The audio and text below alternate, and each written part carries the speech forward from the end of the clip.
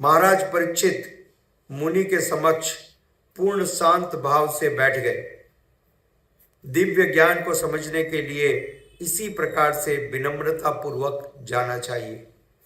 This is how one should approach to a guru to know the secrets of spiritual science. Maharaj Parikshit हम जैसा देखते हैं अक्सर सारे चित्रों में, उच्च आसन के ऊपर सुखदेव गोस्वामी जी विराजमान है और परीक्षित महाराज जी उनके चरणों में बैठे हुए हैं एक आसन पर, राइट। तो this is how a Guru must be approached, और महान भक्तों का इसी प्रकार से स्वागत किया जाना चाहिए।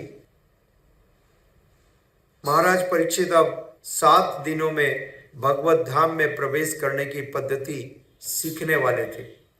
He was about to learn the process by which one can attain the perfection of life. कोई व्यक्ति किस प्रकार से इस जन्म मृत्यु के चक्र से बाहर निकल करके भगवत धाम को जा सकता है, इस रहस्य को वो सीखने के लिए आतुर थे। He was eager to learn this secret. और सुखदेव गोस्वामी जी यह बताने के लिए वहां पर उपस्थित हुए थे। इसके लिए प्रमाणिक गुरु की शरण लेना अत्यंत आवश्यक है। ए बोनाफाइड स्पिरिचुअल मास्टर तद विज्ञानार्थम स गुरुमेवा विगच्छेद, जैसा शास्त्र में बताया गया। उस विज्ञान को जानने के लिए एक प्रमाणिक गुरु की शरण लेना चाहिए। कृष्ण कृपा मूर्ति श्रील ऐसी भक्तिवेदांत स्वामी प्रभुपाद जी इस बात को स्पष्ट करते हैं, यदि आपका कोई दूसरा प्रयोजन है इसके अलावा, अदर देन दिस, तो कृपया करके गुरु के पास न जावे। अन्य किसी विषय के लिए गुरु नहीं बनाए।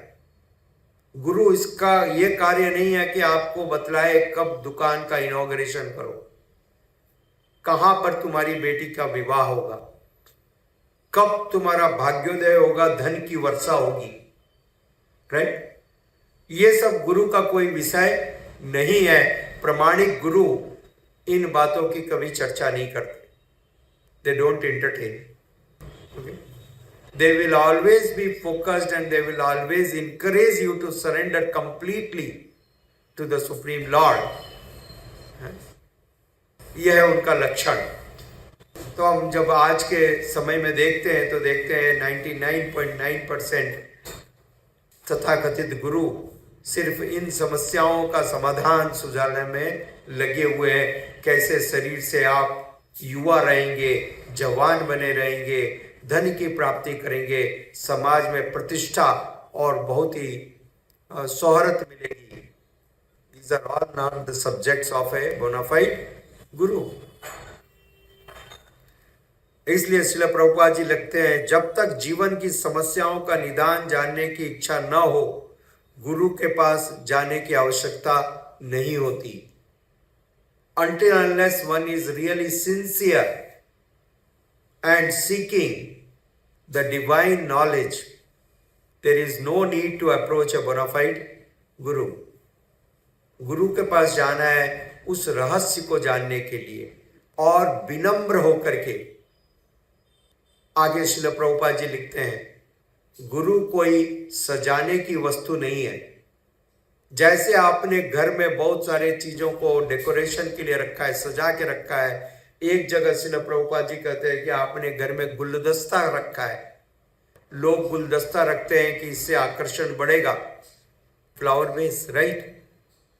और कभी आप गुलदस्ते को यहां रखते हो और कभी गुलदस्ते को उठा करके दूसरी जगह रख देते हो जहां आपकी इच्छा है, क्योंकि वह गुलदस्ता है, इट इज ए कमोडिटी, और उसके द्वारा आप अपनी शोभा बढ़ाते हो।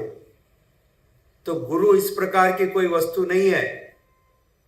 लोग इस प्रकार से गुरु का उपयोग करना चाहते हैं अपनी प्रसिद्धि के लिए।